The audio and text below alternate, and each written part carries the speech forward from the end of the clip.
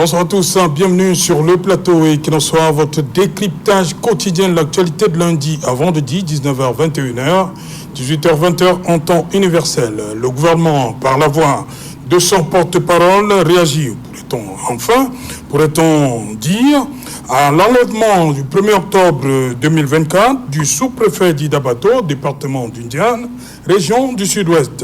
43 jours se sont écoulés entre cette nuit du 30 septembre au 1er octobre 2024 et ce 22 novembre 2024 pour que le gouvernement exprime sa profonde indignation face aux services corporels d'une extrême cruauté, au traitement inhumain et dégradant dont ce haut serviteur de l'État a été l'objet et que rien ne saurait justifier, peut-on dire, dans le communiqué signé de René Emmanuel Sadi. L'on se souvient qu'il y a quelques jours, une vidéo de la torture du sous-préfet Roland Ewanet avait fait le tour des réseaux sociaux au point de devenir viral. Le ministère de la Communication, porte-parole du gouvernement, a tenu à rassurer que tout est mis en œuvre pour préserver la vie du sous-préfet et son collaborateur et obtenir un dénouement heureux de cet acte odieux. Le cas du sous-préfet d'Idabato n'est pas sans rappeler les enlèvements du sous-préfet de Batibo le 11 février 2019 ou encore les 6 délégués départementaux d'Indiane en juin 2021 et dont les restes seront retrouvés dans la forêt en août 2023. Enlèvement du sous-préfet d'Idabato, 43 jours après, le gouvernement rassure, c'est le fait du jour. Madame, Monsieur.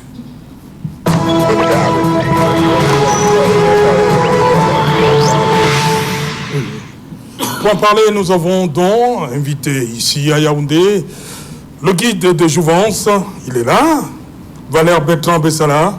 Bonsoir. Merci. Guide, bienvenue. Merci beaucoup. Merci, bonsoir Monsieur Otou. Bonsoir à vos millions de téléspectateurs et téléauditeurs. Bonsoir à mes copanélistes que vous aurez le plaisir de présenter à vos téléspectateurs. Toujours ravi de me retrouver parmi vous. Je dois avouer que vous avez le tact et le secret pour pouvoir me tirer de mon silence et surtout de ma retraite. Donc, et puis aussi mon affection et mon amour pour votre chaîne qui abat un travail de fond. M'amène justement à généralement arrondir les bords, les angles et parfois à revoir mes principes, même quand je les ai déjà tranchés. C'est l'occasion pour moi de vous demander de transmettre mes félicitations à votre hiérarchie, le président directeur général de votre média, pour ce travail qu'il a-bas et surtout pour les collaborateurs que vous êtes et qui faites la fierté justement de cette jeunesse-là, la jeunesse d'Equinox, dont nous avons besoin au moment même du changement et qui se démarque déjà depuis dans la préparation même de ce changement. Justement, j'ai envie de rebondir, vous avez chuté, le guide. Comment ça se passe pour Jouvence, c'est quoi? La priorité, c'est 2026 ou 2025? On vous a vu dans le département d'Union Ekele, vous préparez déjà 2026, je suppose. Ben oui, nous faisons une course de fond. Vous savez, les jeunes n'ont pas toujours les grands moyens. Oui. Jouvence n'a pas les grands moyens des grands partis, comme on dit souvent grand entre guillemets. Donc à Jouvence, la jeunesse se bat pour pouvoir se préparer pour le changement. Et donc c'est pas facile de commencer la politique par le bas, comme j'ai l'habitude de le dire. Oui. Il faut commencer par le bas, les élections législatives et municipales, et monter. Il faut convaincre la population. Ce que j'abats comme travail, les jeunes l'abattent aussi dans leur localité. Donc nous avons peut-être une petite chance que les populations adhèrent. Et nous avançons. Je pense que vous nous avez fait l'honneur justement de nous accompagner dans cette aventure de Macaque où on a procédé à l'implantation et à l'installation même du comité d'arrondissement de Macaque pour le compte de Jouvence. Donc nous comptons avancer dans ce sens-là et dire aussi à la jeunesse de se conscientiser davantage et de ne pas baisser les bras parce que c'est dur pour tout le monde pour le moment, que ce soit ceux du parti au pouvoir, que ce soit ceux de l'opposition, que ce soit même ceux qui ne sont dans aucun parti. Mais c'est dur pour tout le monde parce que l'atmosphère est assez loufoque, atmosphère politique, économique et sociale. Mais nous ne devons pas baisser les bras parce que nous sommes à 11 mois. À 11 mois du jour 10, qui sera probablement soit le 5 octobre, soit le 12 octobre 2025, où il faudra effectivement aller changer les choses, aller changer ce qui se passe actuellement, les têtes que nous ne voulons plus voir, qui déçoivent, et surtout promouvoir un Cameroun nouveau. Voilà. On va continuer avec un autre nouveau dans la scène.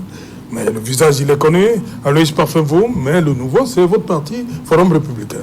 Comment ça se passe là-bas? Bonsoir, bienvenue. Bonsoir Serge, bonsoir le panel et bonsoir aux téléspectateurs d'Equinox que je suis heureux aussi de retrouver après plusieurs mois. Disons que nous sommes là, nous suivons de très près la situation politique du pays. Nous avons que c'est extrêmement difficile. Actuellement, ça va dans tous les sens et nous sommes davantage inquiets par rapport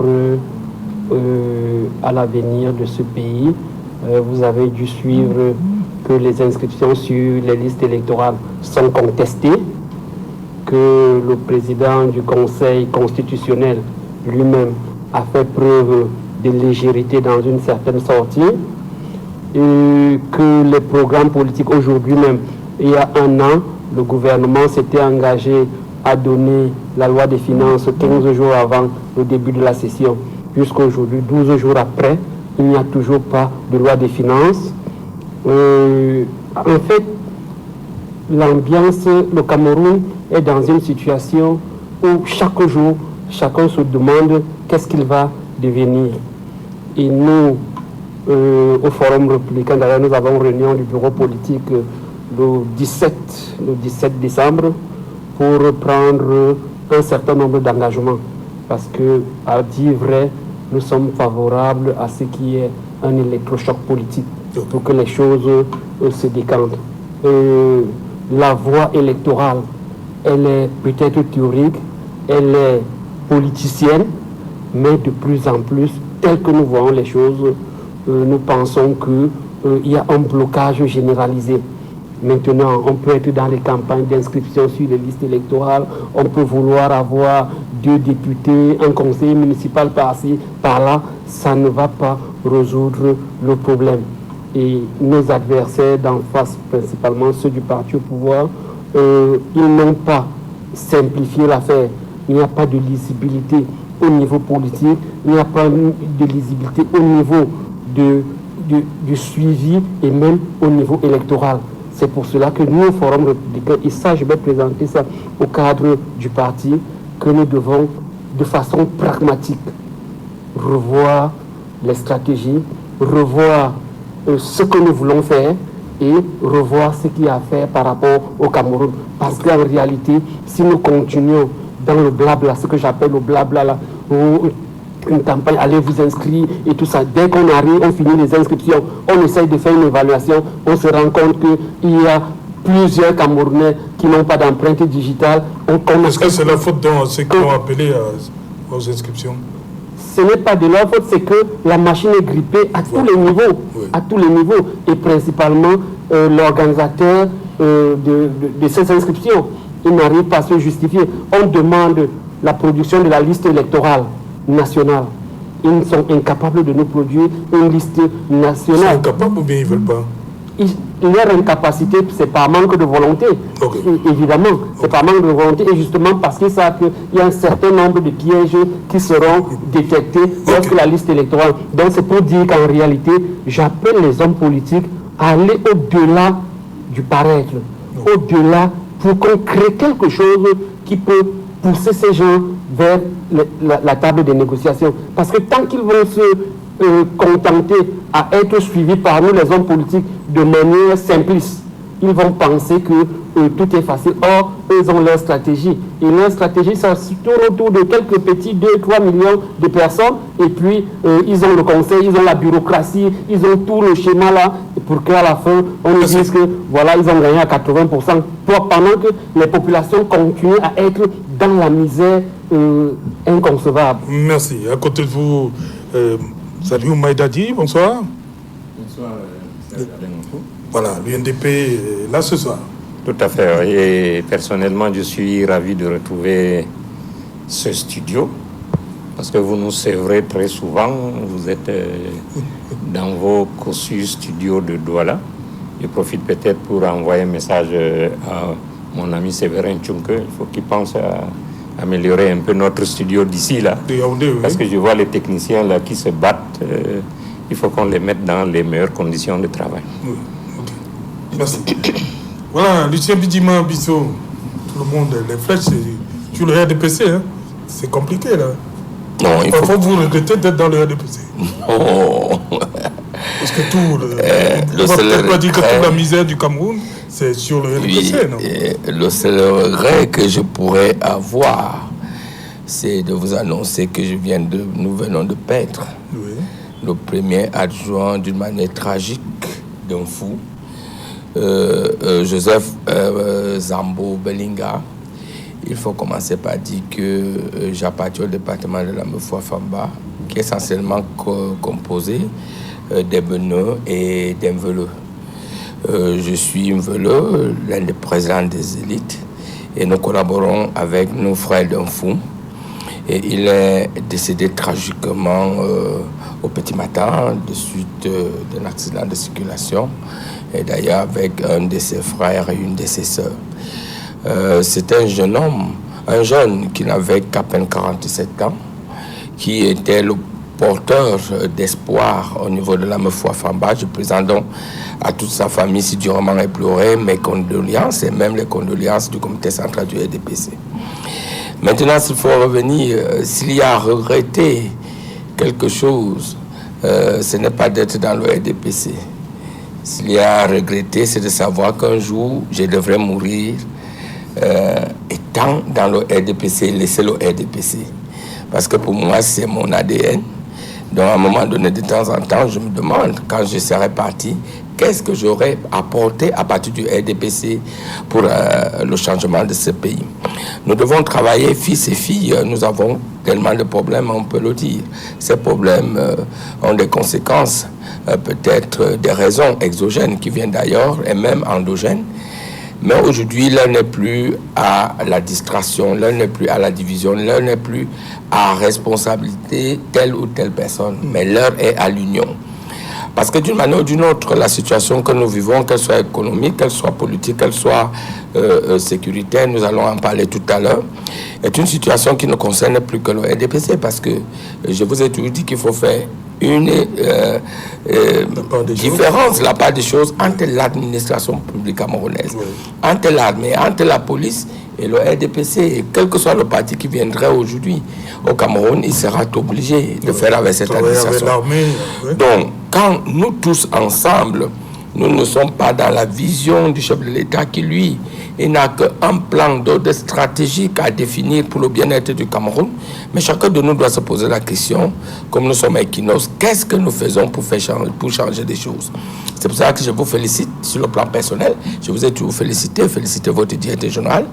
Parce que d'une manière ou d'une autre, il faut toujours un son divergent qui vient de nous pour que ensemble nous pouvions avoir des points de vue divergents. Mais au fond, nous avons un point de vue convergent, c'est le développement de notre pays et le bien-être de tous les Camerounais. Alors moi, je félicite les partis politiques aujourd'hui qui essayent, c'était la volonté du président Paul Biya, qui sont aujourd'hui pour faire connaître leur point de vue. Quand il est qu'à savoir que ces points de vue-là ne visent qu'à développer le Cameroun, à satisfaire le bien-être des Camerounais. Aujourd'hui, l'heure n'est plus à stigmatiser ces partis politiques, l'heure n'est plus à stigmatiser les Camerounais qui, d'une manière ou d'une autre, avec leur sang, veulent faire vivre notre pays. Parce que si nous voulons le développement de ce pays, nous ne pouvons pas nous dissocier et dire que le RDPC est tellement bon et que les autres sont mauvais, ou alors tout au contraire, les autres sont tellement bons et le RDPC est mauvais. Le RDPC, c'est un parti politique comme tous les autres, mais les Camerounais restent entre nous, les frères et sœurs.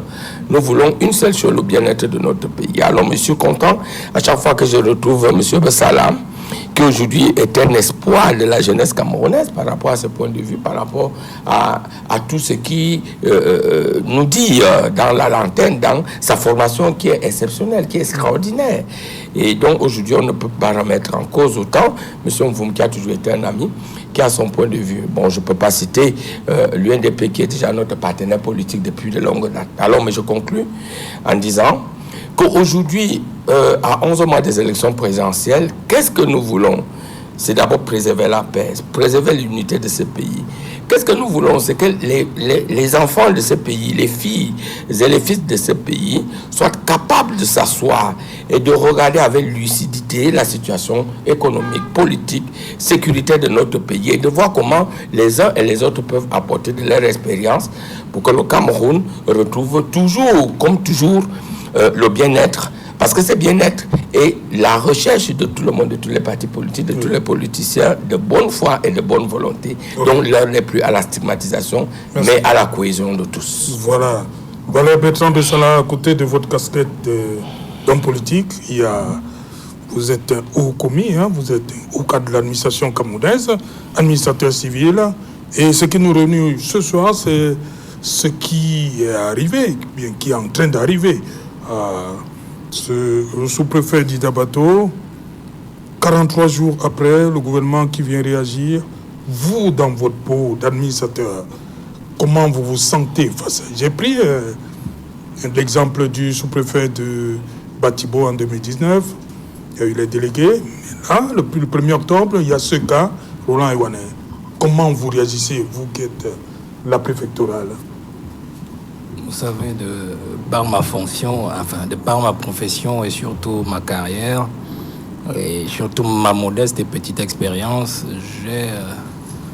j'ai tué en moi le cœur. Donc, j'aime toujours le dire, je suis déjà froid comme l'État lui-même et je ne connais plus la passion ni l'émotion. Ça fait que je peux voir la mort sans m'émouvoir. Je peux voir la torture sans que cela me fasse ni chaud ni froid. Parce que c'est ma formation. J'ai été formé justement pour cela. Parce que pour donner la paix aux autres, la tranquillité, il faut peut-être parfois donner la mort. Parce que ce sont des équivalents. Si j'ai planté ce décor, je vais rentrer peut-être aussi dans ma modeste expérience de préfet adjoint et inspecteur régional quand j'étais encore aux affaires. Je veux le dire comme ça, entre guillemets, aux affaires. Pour dire en fait que la situation que vous posez, je ne vais pas la dire être décevante pour moi parce que je n'ai pas d'émotion, mais elle me l'appelle 2 ou 3 constats. 2 ou 3 constats. Le premier constat, c'est le délaissement et l'abandon de la fonction préfectorale. La fonction préfectorale, et on va dire comme cela, du commandement territorial. Vous savez, c'est une fonction, et j'ai l'habitude de le dire depuis au moins 5 ans, c'est une fonction à côté de celle des hommes en armes, c'est-à-dire des hommes de la défense, de la sécurité, de la sûreté. Ce sont les 2 fonctions qui sont restées en fait celles régaliennes de l'État et qui gardent l'État debout. Vous savez, le territoire, c'est quelque chose de magique. Quand vous avez 475 442 km² comme le cas du Cameroun, c'est le commandeur de la territoriale et le soldat qui sont les insignes et les signes de la présence de l'État sur le territoire. Quand le drapeau est dressé dans une localité, à la sous-préfecture locale, avec le sous-préfet dans son bureau, l'État est présent. Parce qu'en fait, le décret de 2008, 377 est clair. Sur les fonctions des chefs de circonscription administrative, il est clair. Le sous-préfet, depuis 2008, il ne l'est plus pour le président de la République, mais il est le représentant de l'État, du gouvernement, du Premier ministre et de chacun des ministres. Vous comprenez? Ça veut dire que si on a piqué le sous-préfet, on l'a amené hors de sa circonscription, il n'y a plus l'État à Idabato. Il n'y a plus d'État.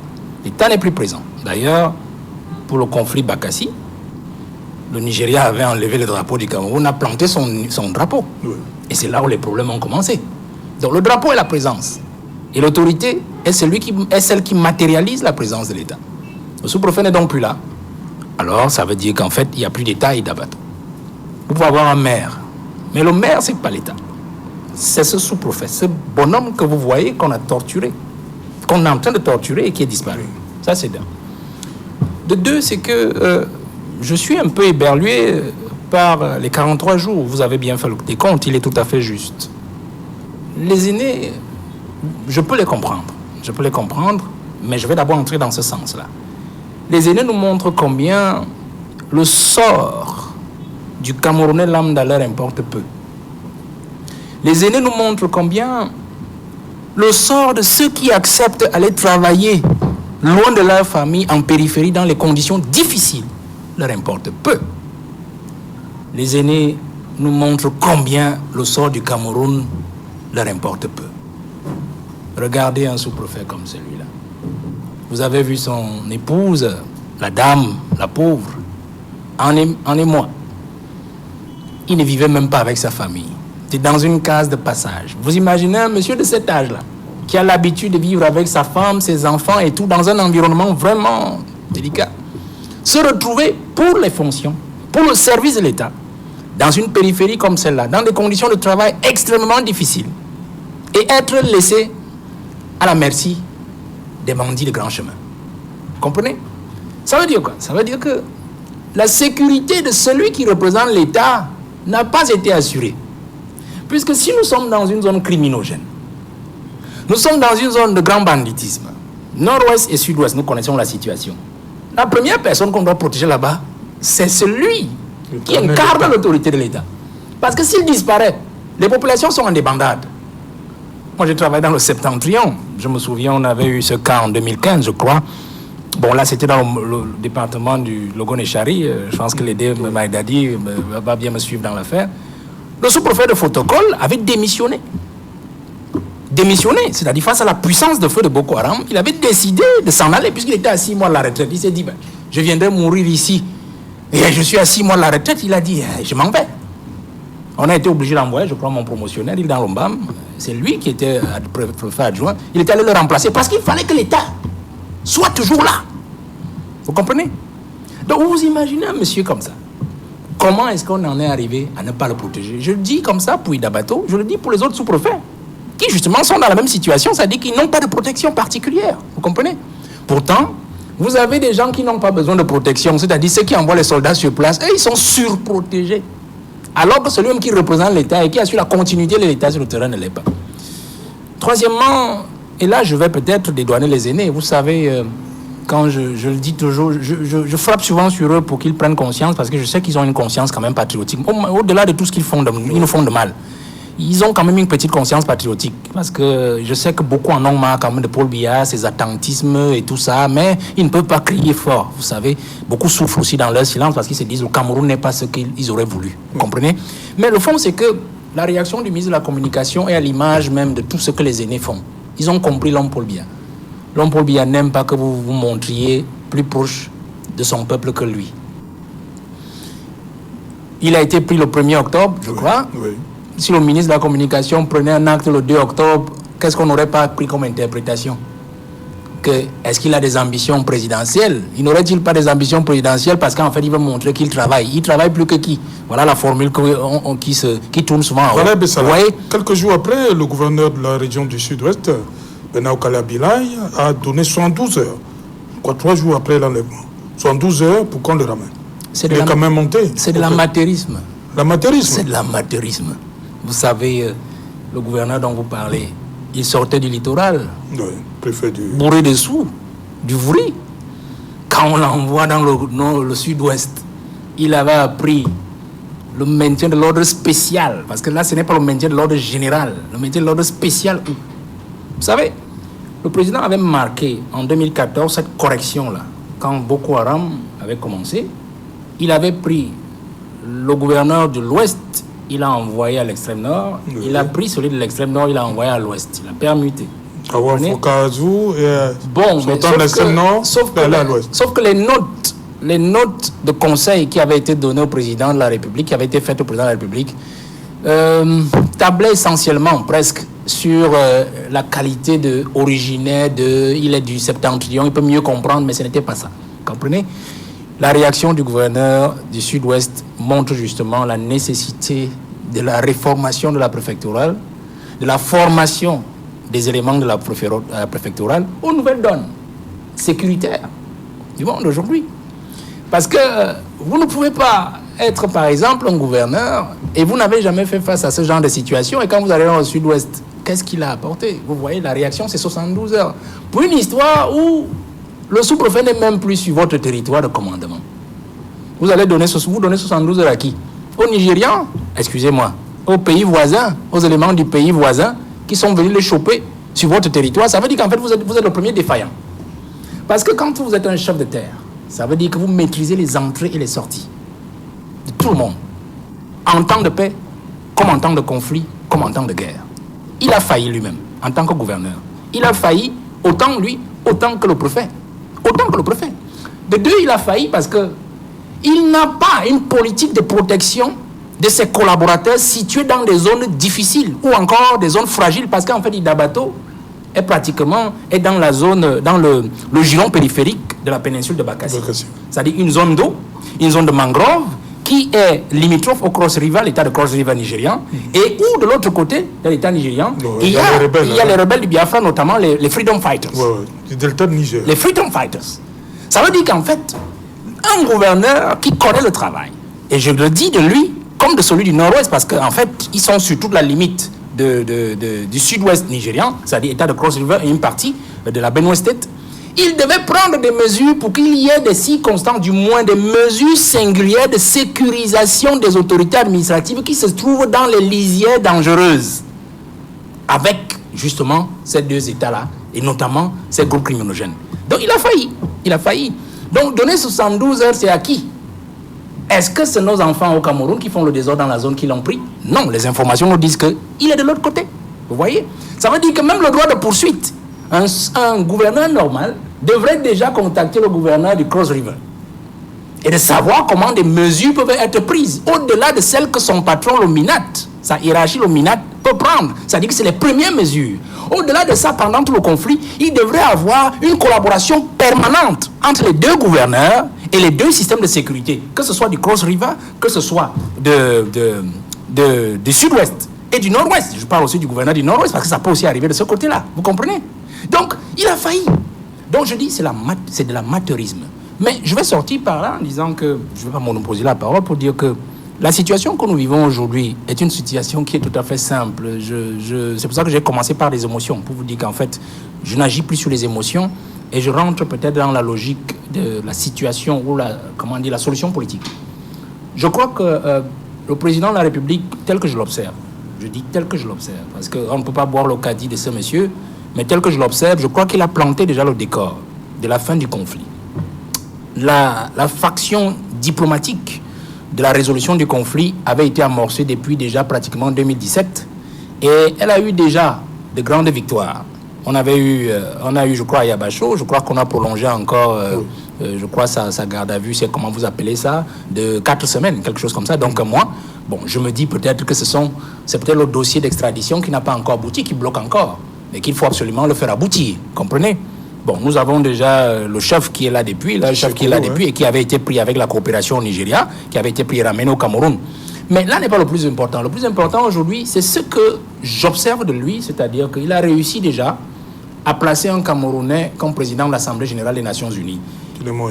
Philémon Yan, justement, qui a été le Premier ministre au cœur même du début de ce conflit dans le nord-ouest et le sud-ouest. Si on essaie de regarder ces deux factions, on voit par exemple que la Norvège commence déjà à bouger parce qu'on avait vu, on l'a absolument accusé de garder par devers elle tous ces agents insécures qui sèment le désordre chez nous. Il y a la Norvège, il y a la Suède, il y a le Canada. Le Canada même a commencé aussi à reculer depuis un bon bout de temps avec la nébuleuse Kilimanjaro, dont le complot a été éventré. Mais il y a donc cet élément-là qui montre quand même que peut-être que le président voudrait entrer en 2025 dans cette affaire-là. C'est-à-dire qu'avec Yan Philémon à l'Assemblée générale des Nations Unies, on peut maîtriser, je dis on peut maîtriser l'agenda et surtout les informations de couloir là-bas, lorsque peut-être la solution commencera à être prise sur le terrain. Okay. Mais je voudrais simplement dire que ce qui se passe dans le nord-ouest et le sud-ouest, nous ne devons pas perdre de vue que c'est une situation qui doit être soulevée en haut là, par tous les Camerounais. Parce que autant vous parlez du nord-ouest et du sud-ouest, autant nous parlons aussi du septentrion avec la situation de Boko Haram. Parce que ces gens qui souffrent et qui sont pris au quotidien le sont parce que les complicités sont ici à Yaoundé. Je sors par là. Comment pouvez-vous imaginer qu'un sous-préfet est pris et sa hiérarchie, qui est le MINAT, n'a dit mot depuis. Je ne sais pas s'il y a eu un communiqué ou je ne sais pas moi depuis ici, je parle sous votre contrôle. Rien du tout. Et pourtant, nous savons que quand il s'agit d'une boîte de nuit où les policiers du grand frère, de notre père de la police vont faire leur travail, le MINAT, il est sorti depuis comme hier. Et il a tout fait d'agresser son collègue, le ministre de la Santé. On a vu, quand les Camerounais, quand il faut demander le vote aux Camerounais pour voter Paul Biya, on dit aux Camerounais, d'accord, il faut le voter. Mais quand le président a disparu et que les Camerounais demandent des comptes, où se trouve-t-il? On leur dit, shit. Ça devient compliqué, vous comprenez? Et c'est le même. Mais aujourd'hui, on ne l'entend pas. On ne l'entend pas. Sur le plan purement administratif et purement du renseignement prévisionnel, il y a des indicateurs qui démontrent justement du fait que les complicités sont chez nous. D'ailleurs, ces gens vous avaient dit, nous ne voulons plus de francophones, entre guillemets. Ils appelaient francophones chez nous. Mais là où il a été pris, c'est le francophone. Je parle sous votre contrôle. Il est francophone, semble-t-il. C'est le francophone qui a été pris. Pourquoi pas l'anglophone, entre guillemets, puisque pour moi, il n'y a pas de francophone ni d'anglophone. Nous avons ce souci. Nous avons le ministre, justement, qui est en charge de la préfectorale, qui ne dit mot, qui ne parle pas. Vous allez dire non, il mène les enquêtes. Sûrement, il est dans les négociations. Mais le problème aujourd'hui, on l'a vu quand moi j'étais à l'extrême nord. Ce sont les aînés qui ont des postes de pouvoir dans l'extrême nord où j'ai travaillé, qui organisaient des prises d'otages pour demander à Yaoundé de l'argent et pour qu'ils se fassent la malle avec les bandits de grands chemins que nous combattions sur le terrain. Voilà, Maïdadi, cette situation, on l'a dit, il y a le chiffre, ça fait 43 jours. Comment, selon vous, vous interprétez cette longue période pour que le gouvernement puisse enfin réagir, comme beaucoup disent? Comment vous interprétez ça? L'enlèvement du sous-préfet d'Idabato est un événement malheureux. Malheureux parce qu'il affecte des familles, malheureux parce qu'il affecte l'État, malheureux parce qu'il pose le problème de sécurité des biens et des personnes. Donc, c'est une situation condamnable à plus d'un titre. Et pour cela, l'UNDP ne peut pas être indifférente à ce qui s'est passé à Idabato. Et nous compatissons vraiment avec les familles éprouvées. Bon, maintenant, le gouvernement a communiqué à cet effet. Faisant partie de ce gouvernement, bien évidemment, nous sommes solidaires de cette sortie qui a pris du temps, il faut le constater. Peut-être pour essayer de mettre à notre disposition la situation exacte, les données réelles qui peuvent permettre de résoudre la situation. Mais moi, je ne suis pas là pour défendre le gouvernement. Nous l'encourageons tout simplement à poursuivre les efforts qui ont commencé pour pouvoir libérer ce sous-préfet-là. Et au-delà, trouver les voies et moyens pour ramener définitivement la paix et la sécurité au Nozo. Ok, merci. Alors, c'est parfait, vous. Cette sortie vient quelques jours seulement après la vidéo. Vous voyez un parallèle? S'il n'y avait pas eu de vidéo? Disons que, connaissant ce gouvernement, je pense que s'il n'y avait pas cette vidéo, ils ne seraient pas intervenus comme ils l'ont fait. Et d'ailleurs, ça me rappelle un peu la torture qu'a subi un artiste au CED. C'est lorsqu'on a vu les vidéos, lorsqu'ils ont vu la vidéo, qu'ils ont... C'était pour CED. Pardon? C'était pour CED. Je parle de longueur à la CENIL, autant pour moi. Et c'est après cette vidéo-là que ça a commencé à bouger dans le sérail. Donc chaque fois qu'un citoyen camerounais est touché, le gouvernement, lui, il ne s'intéresse pas au premier chef. Il ne prend pas cela à bras le corps. Et c'est valable pour les délégués, les 6 délégués. Donc on ne sait pas aujourd'hui. Et avant eux, il y a eu d'autres personnes et d'autres personnalités qui ont été enlevées. Le sous-préfet de bâtiment. Le sous-préfet, il y a 9 personnes qui ont travaillé dans les mines de ce côté et qui ont été emportés, des ingénieurs qui ont été emportés. Ça n'a pas dit grand-chose au gouvernement, du moins à ma connaissance. Et quelqu'un l'a rappelé ici. Le ministre qui est prompt à intervenir surtout.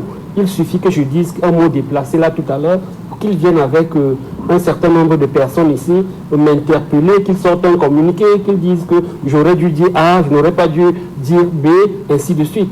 Mais lorsque ça le concerne directement, il est muet comme une carpe. On se demande où est le minade. On se pose cette question. Jusqu'à aujourd'hui, il n'a rien dit. Maintenant, ça pose aussi un déterminant celui du sacrifice des fonctionnaires. Oui. Comment est-ce que des gens vont continuer à se sacrifier pour une personnalité, je vais dire le chef de l'État, qui ne s'occupe pas d'eux, qui ne considère pas qu'il y a des gens sur le terrain, et lorsqu'il y a un mouvement, imagine que ça se serait passé en France ou bien même en Côte d'Ivoire, dans un pays voisin. La mobilisation serait générale. On aurait parlé de cela matin et soir dans tous les médias, le gouvernement serait levé. Mais ici, qu'est-ce qu'on constate?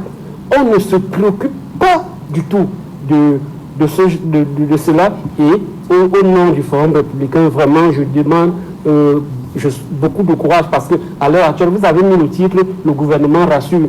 J'allais vous demander, il rassure en quoi? Il rassure en quoi? Il dit que tout sera mis en œuvre. Le ministre a dit que tout un dénouement heureux, tout est mis. Il dit tout est mis en œuvre pour préserver la vie du sous-préfet Dida Bato ainsi que son collaborateur et obtenir. Tout est mis en œuvre. Ça veut dire qu'ils sont en train de travailler. Lorsqu'on a vu cette vidéo, il est presque mourant. Lorsqu'on a regardé, ceux qui ont regardé cette vidéo, qui ont le courage. Donc on met en œuvre quelqu'un qui est presque mourant, c'est contradictoire. Et lorsque le gouverneur au Calais a donné 72 heures, je me disais que le sous-préfet était derrière sa maison. Qu'il est là derrière et que, 72 heures après, il va le libérer. Pourtant, les gars avaient déjà traversé, ils étaient déjà de l'autre côté. Et en principe, le gouverneur devrait démissionner si 72 heures après, 40 jours après, ils ne sont pas libérés. Parce qu'il a fait une déclaration terrible. Et au début de la crise anglophone, il avait fait ce type de déclaration. Il a dit que les rats, il va dératiser. Voilà les expressions qui ont amplifié la crise en zone anglophone. Donc il faudrait que ceux qui ont des fonctions, au nom des fonctions qu'ils ont, qu'ils prennent du temps, pas le temps, pas les 43 jours, mais qu'ils prennent du recul avant de s'exprimer. Rien que ces propos pouvaient être à la source des malheurs de ce sous-préfet. Et une question se pose aujourd'hui.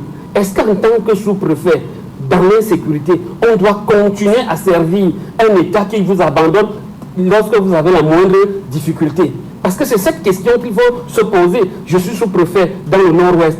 Je n'ai pas de sécurité. Il faut rappeler que le sous-préfet a été pris chez lui, à domicile. C'est-à-dire qu'on est venu et il y avait un conseiller à l'intérieur. On les a pris. Comment est-ce qu'on a pu traverser toutes ces barrières pour venir chercher un sous-préfet chez lui et l'amener hors du Cameroun? Ça pose plusieurs problèmes. Maintenant, il faut aussi avouer qu'il y a un problème général d'insécurité dans ce pays. Parce qu'au-delà du sous-préfet, partout, et quand vous suivez les journaux, vous suivez les informations, personne n'est en réalité en sécurité, peut-être sauf ceux qui ont les gardes rapprochés et tout ce que cela comporte. Que ce soit dans les taxis, que ce soit dans les quartiers, que ce soit en route, que ce soit dans les commerces, c'est l'insécurité généralisée. Il y a une partie de la jeunesse, ça j'ai juste ouvert une brèche, une partie de la jeunesse qui a décidé de faire violence à toute la République, soit en agressant au couteau, soit par les armes, soit il y a un prêtre qu'on a tué à bout portant ici en vol, c'est-à-dire que vous êtes placés là, des gens sortent avec une arme, ils ouvrent le feu sur vous et ils disparaissent. Il y a donc un problème d'insécurité et c'est là où on attend le ministre de l'administration territoriale. On l'attend de ce côté. Malheureusement, il refuse de travailler. Il montre ses muscles seulement chez des personnes qui ont le micro comme vous, ou bien les hommes politiques comme nous, pour interdire une manifestation, un rassemblement. C'est injuste. Donc, pour cela, je pense que le préfet, l'administrateur qui est en face, a dit un certain nombre de choses intéressantes. Nous estimons qu'il est aussi important de refaire le point de la crise anglophone. Pourquoi est-ce qu'on est arrivé à cette crise? Parce que tant qu'on ne se pose pas cette question, on n'aura pas de solution. Ceux qui ont encouragé cette affaire, aujourd'hui, la guerre n'est pas finie. Au contraire, on a des morts tous les jours, on a des assassinats, on a des enlèvements et finalement, on ne sait pas qui est qui dans la zone. Je pense donc beaucoup de courage à cette famille parce que j'ai vu cette femme éplorée. J'espère que le gouvernement et surtout le président de la République, pourquoi lui ne s'exprime pas? Normalement, dans ce genre de situation, un chef d'État, et c'est là où je ne suis pas d'accord avec mon ami qui a sorti un schéma que peut-être que le président pense qu'en 2025, il va faire ça parce que comme... Non, le président aujourd'hui ne paraît pas être un homme qui a encore toutes ses fonctions régaliennes de président de la République. Il a presque abandonné la République à son entourage. Et son entourage, aujourd'hui, dans sa division, dans son incapacité de cohérence, n'arrive pas à faire des choses communes ou bien n'arrive pas à faire des choses pour le bien de la République. Ils attendent qui? Des hautes instructions, qui des moyennes instructions, ainsi de suite. Conséquence, on se demande s'il y a encore un capitaine dans le bateau. Ok. Lucien Bidima, la grande question que les Camerounais se posent, pourquoi avoir attendu si longtemps? 43 jours. Qu'est-ce qui se passait entre-temps? J'ai entendu beaucoup de choses ici qui ne sont pas vraies. Oui. Et je suis toujours très dérangé lorsqu'il s'agit de la vie d'un Camerounais, d'une famille éplorée. Et qu'on en vient ici à donner un certain nombre de raisons parce qu'on veut faire du sensationnel. Monsieur Bessala, c'est qu'en ce qui concerne la sécurité, il a participé, il n'y a pas du sensationnel. Monsieur Bessala sait que quand il y a un problème comme celui-là, le gouvernement prend toutes les dispositions pour ne pas mettre en danger la vie de celui qui a ces problèmes. Et en ce qui concerne justement le problème de ce côté-là, où le sous-préfet a été enlevé, il faut commencer par dire que 70% de la population qui vit de ce côté-là est nigériane. Et que le problème est parti des impôts. Oui. Où le sous-préfet a estimé qu'on ne peut plus continuer à être dans l'incivisme fiscal. Il y avait eu à un moment donné ce qu'on peut appeler un moratoire pour tout le monde, mais il dit c'est terminé là, il faut que tout le monde s'acquitte de sa fiscalité. Et à partir de là, les grands commerçants qui y sont, et comme lui-même il a défini, ils ne sont pas très loin du Nigeria, il suffit d'attaquer le sous-préfet et puis de traverser de l'autre côté. Non, de l'autre côté, ce ne sont pas les Camerounais qui sont venus attaquer le sous-préfet. Donc il y a, comme on peut dire, des complicités avec les grands commerçants qui sont là, qui ne veulent pas payer les impôts, parce qu'ils estiment peut-être qu'ils sont au Nigeria, alors qu'ils sont au Cameroun. Alors si on dit d'abord ça au Camerounais, il faut qu'ils sachent pourquoi le sous-préfet a été enlevé. Ce n'est pas un problème qui est dû parce qu'il a été abandonné, etc. Si le sous-préfet avait été abandonné, posons-nous des questions. Depuis combien de temps ce sous-préfet est de ce côté? D'ailleurs, je m'avais dit, et M. Bessala le sait, quand il a fallu qu'on récupère la zone Bakassi, lorsque le Nigeria est venu implanter son drapeau, le président Paul Biya avait deux options. Première option, aller en guerre contre le Nigeria pour récupérer de force cette partie du territoire. Mais lui, il a choisi une autre option. Il a choisi le dialogue, il a choisi la justice internationale. Et le président Paul Biya a gagné parce qu'il voulait préserver non seulement les Camerounais, pour ceux qui disent, M. Mvoum qui dit qu'il ne se soucie pas, non. Il voulait préserver la paix, non seulement au niveau du Cameroun, mais également au niveau de la sous-région. Effectivement, le président Paul Biya a eu raison, mais je me serais même d'ailleurs entendu que le président Paul Biya est le prix Nobel de la paix. Parce qu'il a traité ce problème avec une certaine assurance, avec une seule idée de protéger les Camerounais, les intérêts des Camerounais, et même de protéger les Nigériens. Mais maintenant que la situation a été plus ou moins stabilisée, il faut savoir qu'à un moment donné, on a déployé de forces énormes de sécurité de ce côté-là, pour continuer justement à assurer la sécurité de tous ceux qui travaillent. Ce n'est pas vrai, ce que vous dites, comme si les sous-préfets étaient abandonnés. D'ailleurs, M. Bessala a bien fait de le dire, lui qui est administrateur civil. Un sous-préfet ne travaille pas pour le président de la République. Un sous-préfet est là pour représenter la présence de l'État. Parce que l'État doit avoir ce qu'on appelle des symboles. Aujourd'hui, il peut y avoir un président de la République, demain il y en aura un autre, mais l'administration restera intacte. Il y aura les forces de l'ordre, il y aura l'administration qui continuera à marquer la présence de l'État. Donc, venez décourager les sous-préfets ici, ou bien alors les autres fonctionnaires qui travaillent pour le bien-être des Camerounais, pour dire que parce que le président Paul Biya ne s'occupe pas d'eux, c'est faux. Et ce n'est pas bien. Ce n'est pas un dialogue qu'un parti responsable peut donner vis-à-vis de ces fonctionnaires et justement de ces forces de l'ordre qui travaillent très dur au quotidien pour garantir la paix des biens et des hommes. Comment pouvez-vous imaginer lorsque vous dites qu'il n'y a pas de sécurité ici? Vous faites comment pour arriver ici? Vous faites comment pour repartir chez vous? Vous croyez que 25 millions de Camerounais, il y aura forcément un policier derrière chaque Camerounais? Mais non. Pour qu'il y ait la sécurité, il y a d'abord ce qu'on appelle ça ou non, ce qu'on peut appeler la convergence de tout le monde, la participation de nous tous. Cela veut dire quoi? Cela veut dire qu'il faut que les forces de l'ordre soient informées de telle ou telle situation. Il faut que l'administration soit informée de telle ou telle situation. Mais venez dire ici que le ministre de l'administration territoriale, qu'est-ce que vous voulez même? Quand le ministre de l'administration territoriale prend les positions, il parle, vous dites qu'il parle beaucoup. Quand maintenant il dit que c'est un problème sécuritaire, peut-être il a des informations que vous n'avez pas. Et que lui ne veut pas mettre la vie de son collaborateur en danger. Vous dites que pourquoi il n'a pas parlé. Non, il faut être cohérent. Quelle est la cohérence du gouvernement? Moi, je voudrais vous le rassurer. Le travail a été fait dès le premier jour que ce sous-préfet a été enlevé.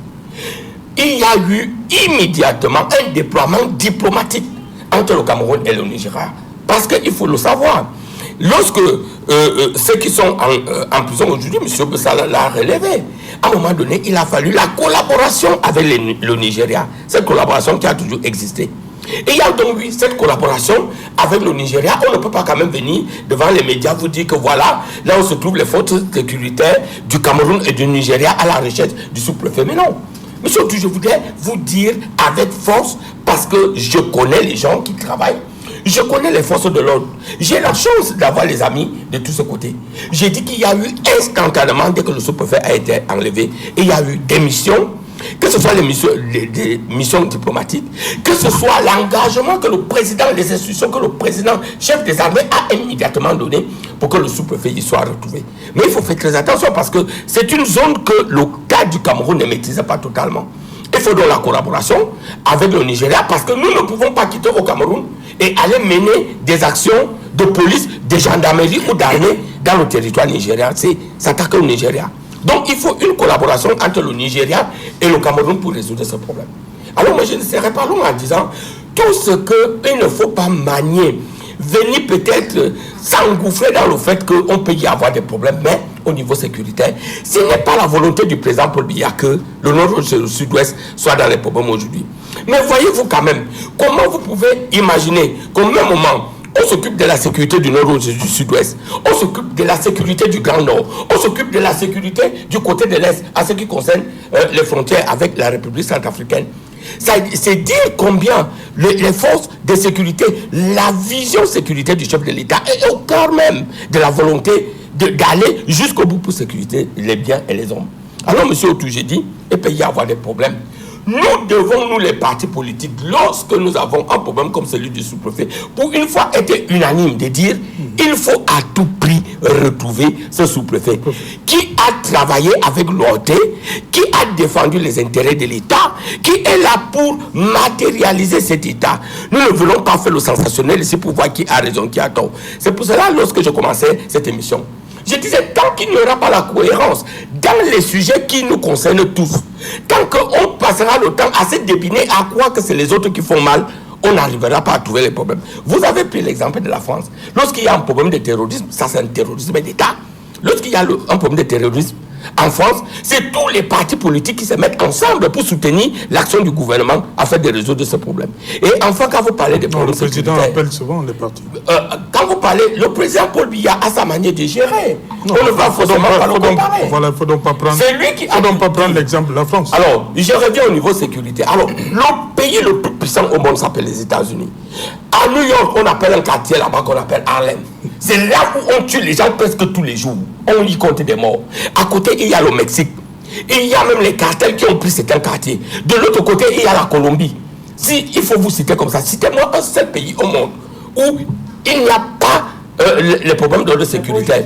Alors, mais c'est pour dire que ne venez pas à croire que s'il y a un problème d'ordre sécuritaire, de quelques bandits de grand chemin, que l'État n'est pas au cœur de la politique sécuritaire au Cameroun. Non, tout au contraire, si on compte les pays où il y a la sécurité en Afrique centrale ou même en Afrique tout court, on peut y compter le Cameroun. Alors, mais j'ai dit à la population, j'ai dit à la famille qui était touchée, j'ai dit à la famille préfectorale, j'ai dit à tous les fonctionnaires qui travaillent, ayez confiance à la politique du président de la République, parce qu'il est d'abord le premier garant de votre sécurité.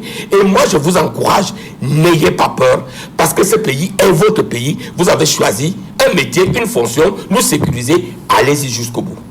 Ok, il nous reste 30 secondes. Venez, on va continuer. Vous préférez? On continue après le journal? Oui, allez-y. Donc. Je voudrais dire à l'aîné Midimant que c'est bien d'être à Yaoundé, d'être dans le studio de Kinox et de dire à ceux qui se trouvent dans les fins fonds des brousses et des périphéries, ayez confiance à la politique de Paul Biya, ainsi de suite. C'est bien, c'est vraiment bien. Vous êtes à la CNPS, c'est une très bonne chose. Vous avez un grand salaire, c'est une très bonne chose. Si on vous donne le salaire du sous-préfet, je ne suis même pas sûr que vous irez même sur le terrain là-bas. Vous comprenez? Ça, c'est d'un des deux. Ça, c'est des évidences diplomatiques, ça a été pris, on le sait, vous comprenez? Mais vous avez avoué, et c'est vous qui faites dans le sensationnel, c'est-à-dire de dire qu'il y a une partie du territoire que l'État ne maîtrise pas, notamment Aïdabato. C'est inconcevable. C'est inconcevable. Hein? C'est inconcevable. Tout au contraire, j'ai dit que l'État a mis tous les moyens pour récupérer vous allez revoir la bande. Ok. Donc je pense qu'on va laisser Oui, on va continuer après le journal. Voilà, madame, monsieur, dans un instant, donc, le 20h, le plus attendu de la planète, c'est le 20h de Uringoromala depuis Douala. Et après, il en soit deuxième partie, le temps du débrief.